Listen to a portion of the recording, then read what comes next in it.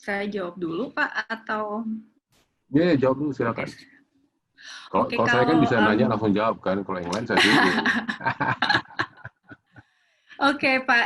Saya nanti juga minta tolong ada Mbak Josi di sini kebetulan yang juga nge-lead daripada proses terpercaya. Ada juga Ibu Irmi. Ini Ibu Irmi dulu bekas bukan bekas pensiunan daripada surat tanaman semusim ya Ibu yang mengetuai untuk kelapa sawit. Pak Togar tadi kalau ditanya respon mengenai tumpang tindih. Nah, memang ini yang menjadi kendala ketika kita mendevelop atau membuat daripada indikator ini adalah banyak sekali kewenangan yang tidak ada di tingkat kabupaten, Pak. Jadi ini misalnya di dalam kawasan dan di luar kawasan itu kan merupakan tanggung jawab di pusat bersama dengan provinsi ya to some extent. Nah, bagaimana ketika kita menilai kinerja kabupaten begitu untuk urusan-urusan yang di luar kewenangan mereka. Nah, ini nanti mungkin Mbak Josi bisa elaborasi lebih banyak begitu, tetapi intinya adalah dari pembeli sendiri kan tidak peduli ya dalam artian bahwa oh ini tanggung jawab mana begitu. Jadi dia melihatnya adalah bagaimana kinerja satu kabupaten. Nah, sebenarnya banyak upaya yang bisa dilakukan pemerintah daerah, salah satunya ya ngajakin pemerintah pusat duduk bareng gitu. Kalau untuk di beberapa kabupaten yang kami dampingi, sebenarnya isu tumpang tindih ini mungkin saya asumsikan yang dimaksud Pak Togar adalah tumpang tindih izin atau tumpang tindih karena akibat izin ya Pak ya. Jadi yang satu lokasi ada beberapa izin tambang, izin atau itu tata ruangnya Pak. Ya, itu isu tata ruang. Tata ruang yang paling parah gitu. HGU jadi hutan kan gitu. Itu apa penyelesaiannya? Yeah. Bagaimana teman-teman dari society bisa melihat ini gitu? Betul. Nah, kalau untuk yang untuk izinnya sendiri sih sebenarnya udah banyak beberapa inisiatif. Nanti mungkin Bu Irbi juga bisa cerita yang sudah dilakukan oleh Ditjenbun. Kalau untuk kasus Kalteng yang tadinya yang tadinya kawasan dan ada perubahan tata ruang kalau tidak salah sebanyak 5 kali begitu ya. Jadi perubahan yang terus-menerus begitu dan itu hal yang dihadapi oleh banyak juga produser yang ada di situ. Nah, kalau isu ini pada level sertifikasi yurisdiksi tadinya memang hal yang harus diatasi bersama begitu. Nah, ini yang kita akan duduk bersama dengan banyak pihak untuk melihat apa opsinya begitu. Kalau di level petani yang kita kerjakan adalah memang mengusulkan ini gitu, memetakan lalu diusulkan di dalam tata ruang. Jadi perubahan tata ruang yang berikutnya sudah memperhatikan kondisi real bahwa di lokasi-lokasi itu adalah lokasi petani yang memang sudah sekian lama beroperasi, termasuk kami sudah punya hampir 6.000 data petani yang ada di situ, termasuk berapa lama mereka beroperasi, dan ini kami usulkan di dalam perubahan tata ruang. Bukan kami ya, pemerintah daerah usulkan di dalam perubahan tata ruang. Nah, mungkin itu secara singkat, tapi kalau boleh, saya boleh minta tolong Mbak Josi, bisa juga share pemikiran karena juga Mbak Josi kebetulan yang nge-lead untuk diskusi dengan Kemendagri, dengan Bappenas dan juga dengan Kementan. Boleh ya Pak Togar? Ya, silakan. Oke, jadi tadi kalau isu yang diangkat adalah secara spesifik soal tumpang tindih ya Pak ya, tumpang tindih. Ya. Sebetulnya kalau kita bilang pemerintah nggak ngapa-ngapain mungkin tidak sepenuhnya tepat. Karena memang sejak tahun berapa itu ya, udah ada PP 6061 itu ya Pak ya, untuk tumpang tindih izin yang dikeluarkan mayoritas oleh pemerintah daerah untuk tambang dan perkebunan. Dan kemudian juga khusus untuk perkebunan itu ada PP 104-nya kemudian yang mencoba menjawab persoalan tersebut. Walaupun memang secara faktual tindakan tersebut atau aturan tersebut itu tidak menyelesaikan persoalan di lapangan. Nah, memang pertanyaan kemudian adalah bagaimana terpercaya mencoba untuk mengadres hal ini. Karena memang data jumlah, data tentang perkebunan, terutama dalam hal ini yang fokus kita sawit begitu, itu sampai saat ini itu masih belum, walaupun sudah dikerjakan sejak 2014, dulu di bawah UKP 4, kemudian KPK gitu ya, kemudian sekarang lead-nya dipegang oleh Kementan secara penuh lewat si Peribun itu, tapi masih belum terkumpul di tingkat nasional, sehingga sangat sulit untuk mengidentifikasi berapa banyak sebetulnya kebun yang ada di dalam kawasan hutan dan tidak seharusnya berada di sana. Nah, karena data-data ini sulit, maka salah satu proksi yang kita gunakan di sini adalah jumlah konflik, Pak. Jadi di pilar sosial itu ada tentang resolusi konflik. Ini pun ternyata sulit. Ini sekaligus supaya bisa dapat masukan dari teman-teman ya. Apakah kita pakai jumlah konfliknya untuk menunjukkan bahwa satu daerah itu lebih baik dari daerah lain, jadi pada saat konflik lebih rendah, asumsinya lebih baik begitu. Atau sebetulnya yang kita jadikan proksi itu adalah ketersediaan mekanisme untuk penyelesaian konfliknya itu sendiri. Karena dengan demikian kita bisa lihat bahwa satu daerah itu lebih siap dibandingkan daerah lain untuk menyelesaikan konflik-konflik lahan tersebut. Nah, ini dua proksi yang saat ini sedang kita uji coba, Pak, di daerah. Datanya yang ada yang mana gitu. Saya yakin tadi Silvi sudah sampaikan bahwa terpercaya ini rely on data yang memang tersedia dan sudah dihasilkan begitu. Jadi kalau datanya nggak ada, tentu akan sulit bagi kita untuk melakukan penilaian gitu. Itu sih kira-kira mungkin Pak spesifik saat tadi soal ini. Atau Bu Irmi bisa menambahin, Bu? Udah lama nggak dengar suara Bu Irmi ini. Sore Pak Togar, selamat sore. Sore. Kalau diminta pendapat Pak Togar kan sudah tidak di pemerintahan nih Pak. Ya nggak apa-apa. Pemerhati saja. Bebas-bebas saja, Bu. Ya mungkin ini aja Pak, mungkin pemikiran-pemikiran saja. Memang kebetulan kemarin juga saya mengikuti webinar yang diadakan oleh HiCon di situ mengenai kawasan hutan juga untuk petani. Memang salah satu yang saya tangkap dari pembicara Profesor Maria dari UGM, bahwa guru besar beliau memang di bidang agraria ini memang harus ada pemerintah dalam hal ini yang saling terkait ya kehutanan, kemudian BPN. Bu Irmi, sorry Bu. Ya. Bu, sorry saya potong. Bisa lebih dekat ke mic-nya, mikrofon dan nyalain video, Bu. Waduh, ntar Pak, soalnya sedang tidak siap kalau pakai video Pak, mohon maaf. Oke. Mungkin sudah jelas Pak? Ya, sedikit lebih baik. Lebih baik. Mungkin kemarin kalau saya melihat memang langkah yang memang pemerintah harus untuk solusi ini memang duduk bersama untuk berbagai peraturan yang dipandang oleh Prof. Maria dan timnya yang pernah melakukan kajian itu sejak tahun kalau nggak salah 2013, beliau menyampaikan tuh sampai 2018, itu memang harus ada harmonisasi Pak. Itu memang salah satu yang harusnya cukup penting di dalam penyelesaiannya. Kalau tidak, memang tidak akan ada selesainya, tidak ada solusinya. Itu yang harus duduk bersama. Nah, itu memang sebenarnya dulu seingat kami sebenarnya sudah diupayakan pada periode pemerintahan yang terdahulu, itu ada bagaimana keputusan bersama lah antara kementerian terkait, Pak. Nah, ini yang memang mungkin perlu didorong dalam hal ini.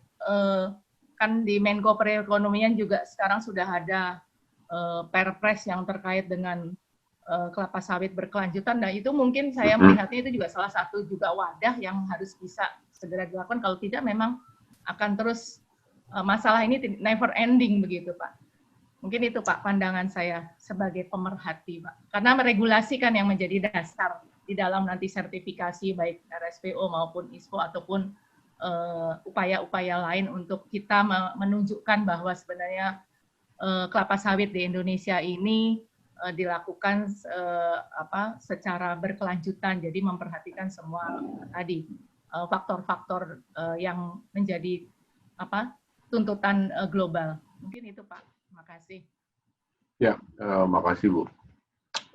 Ya lagi-lagi kan sebenarnya kan akhirnya kan peran pemerintah itu kan juga sangat menjawab semua ini gitu ya.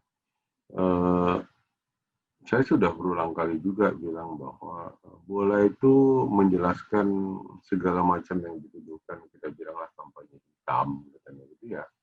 Itu sebenarnya bukan di industri, tetapi lebih banyak kepada di pemerintah.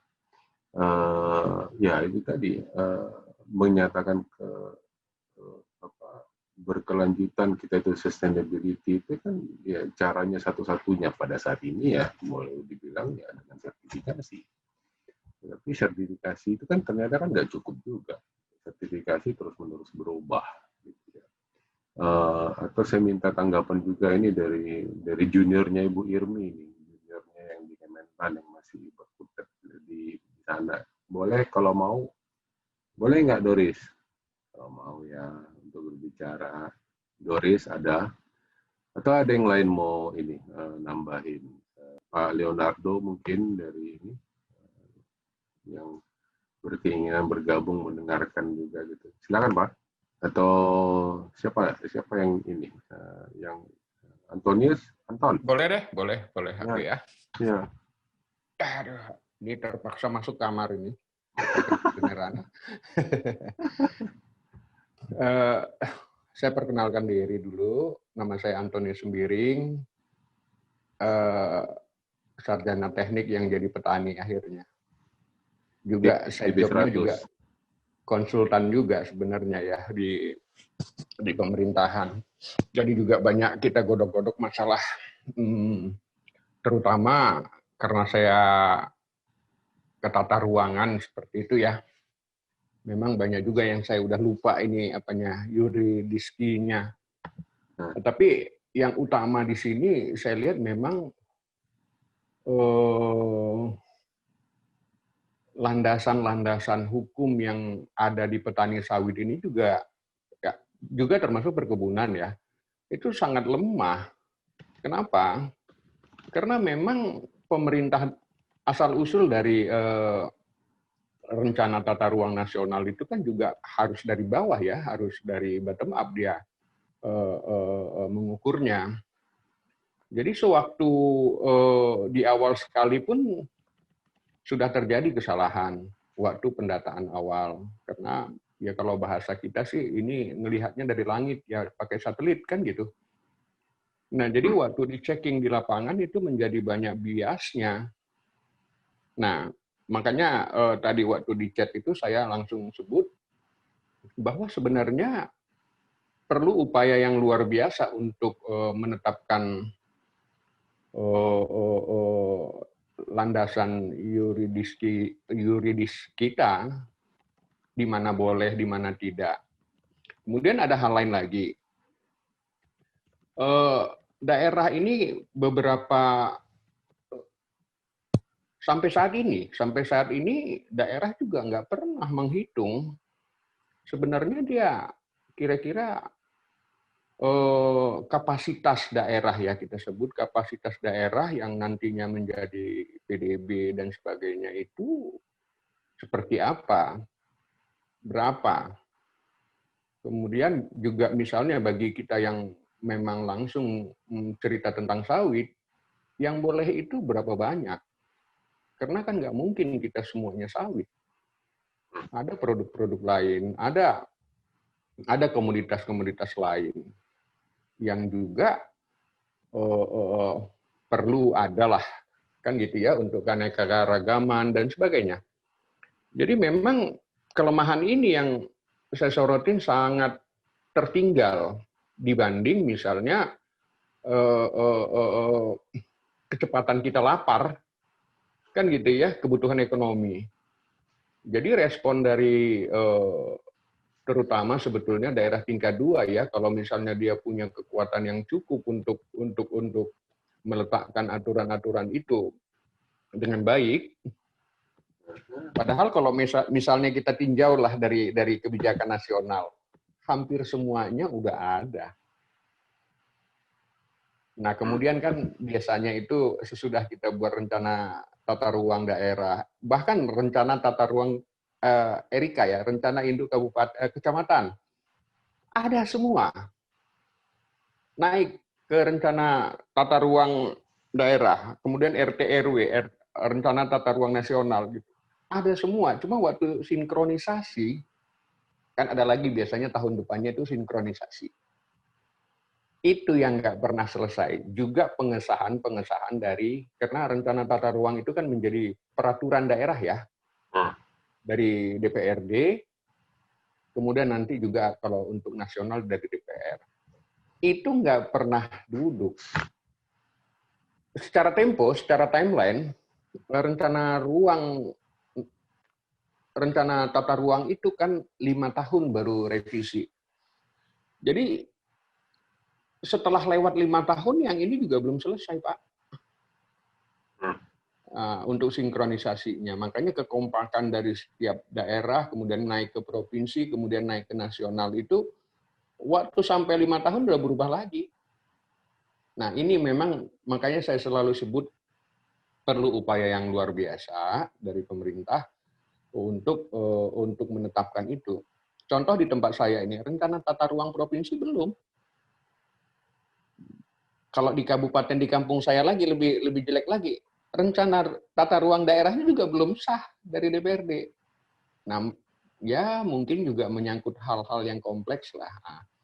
Kira-kira itu tanggapan dari saya, Bapak Ibu. Terima kasih. Terima kasih Anton. Cuma ini satu sebenarnya menarik ya. Ini juga saya baru tahu. Ada Permentan 18 tahun 2018.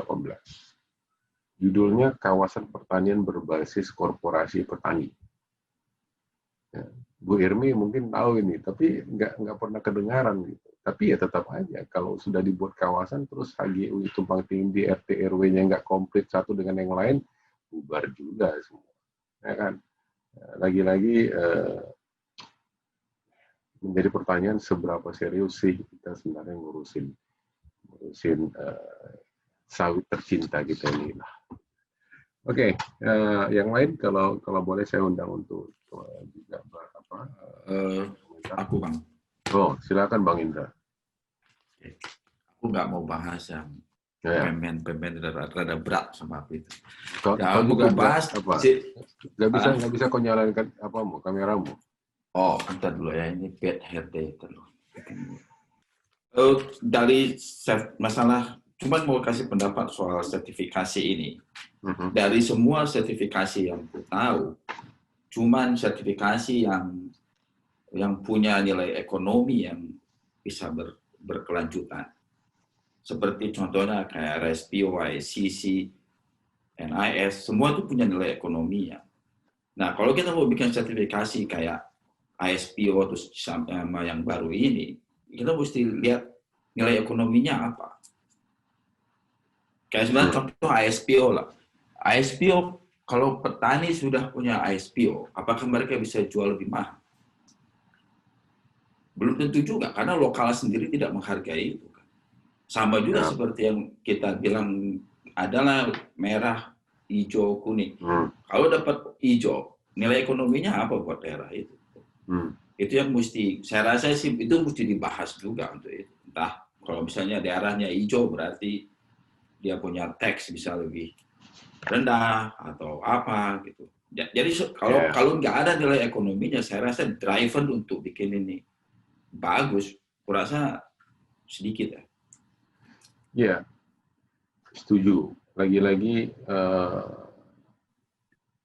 harus didudukkan secara komprehensif. Ya, banyak inisiatif boleh saja ya masing-masing memberikan inisiatif dan oke saja bagus inisiatifnya. Tetapi lagi-lagi kalau inisiatifnya itu hanya berlaku untuk satu tempat atau satu kementerian misalnya pun tidak didukung oleh kementerian lain atau tidak tersinkronisasi dengan kementerian yang lain, sama aja. Jalan-jalan sendiri, belok-belok sendiri dia, nggak ketemu, kayak rel kereta api dia. Satu kiri, satu kanan, nggak pernah jumpa.